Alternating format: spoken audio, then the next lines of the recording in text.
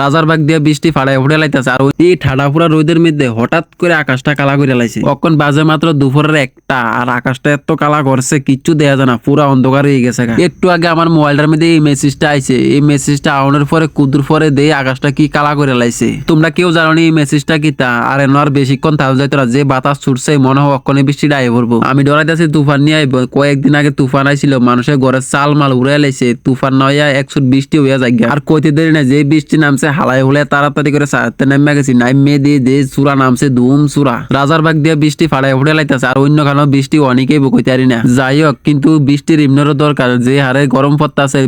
বৃষ্টি অনারও কথা, গরমটা কিছু কমবো। অন্য খানো বৃষ্টি অনাও আমি কইতে পারি না, কিন্তু রাজারবাগ দিয়ে ফাড়ায় উঠে লাইতেছে বৃষ্টি। এমনি যেমনি বৃষ্টি এমনি ঠাড়া মারতাছে। যাই হোক, সবাই ঘরে থাকো, করতে পারিও না। বৃষ্টি যে আরম্ভ করছে মনে হয় না আজকে কমবো। তোমরা সবাই ঘরে থাকো, সুস্থ থাকো, ভালো থাকো। দেখা হবে পরের ভিডিওতে। Tata, bye bye.